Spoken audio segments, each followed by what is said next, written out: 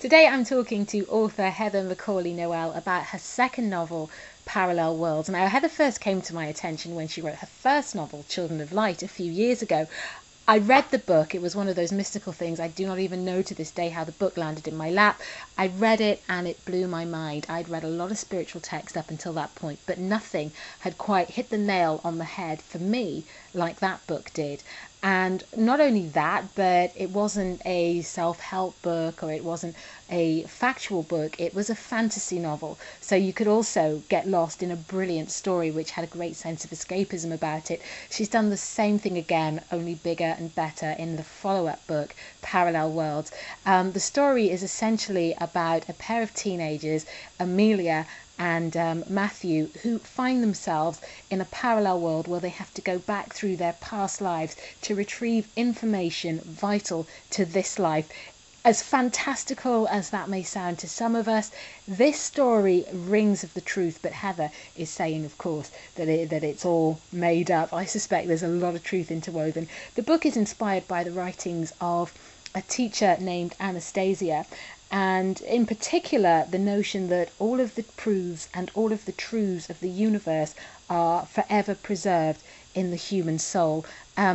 And that, I think, is why this book is so special, because as you read it, as outlandish and wonderful as the sets of circumstances that these teenagers find themselves in are, all the while you're thinking, could this really happen? Heather, thank you for joining us, and thank you for having written such a wonderful book that both asks and answers so many important questions simultaneously and does it all in a very, very entertaining way.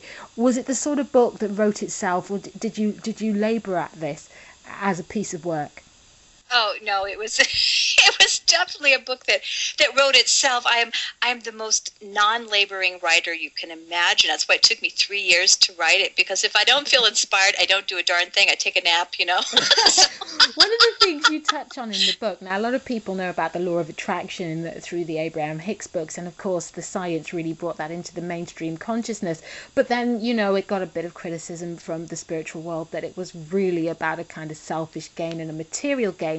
Now, you touch on something in your book that is along the same lines but goes much further and obviously doesn't stop at materializing your own personal desires. And this is something that's called the science of imagery. Can you tell us a little bit about the science of imagery and why it's in the book?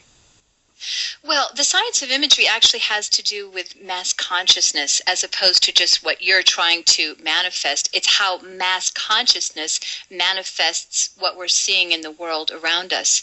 And so just very quickly, an example would be that if a president does not hold the image of a president that the populace holds as the image of the president, that presidency will fall from power.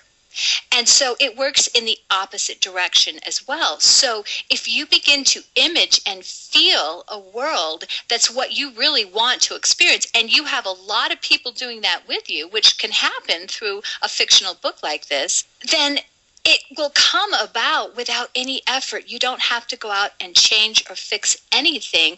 It is the feeling of that world. And it's kind of hard to explain, but very quickly, it's that your frequency will align with that world. Basically, it's kind of it explains it in the book, right, Josie? Yeah, absolutely. It's worth following this book just to grasp the notion of the science of imagery. Another reason I love the book is thank you for making it also, as well as all the other things it is, it's an epic love story. Now, I know at the heart of the book is the message that God is love, and that's with a capital L and a small l. Does it come easy to you to write romance? Because, there are some steamy moments.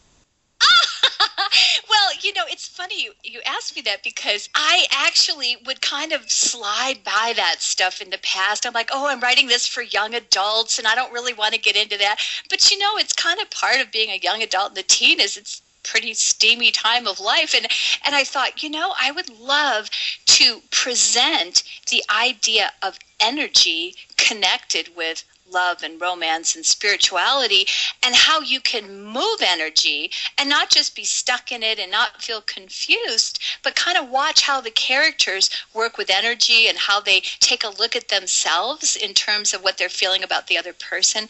And so it comes out in a way that I hope to be really helpful to young people and other people as well, probably. I think you really will. I think you really will. We're pretty much out of time, but I have to tell anybody listening that the book is mind-blowing. It's a phenomenal read, and I haven't even been able to scratch the surface in this 5 minutes. One of my favourite moments, Heather brings back to life one of the most famous men in history, and you'll never guess what the dude's up to now. Heather, fantastic. I love the book. Thank you so much. Best of luck with it.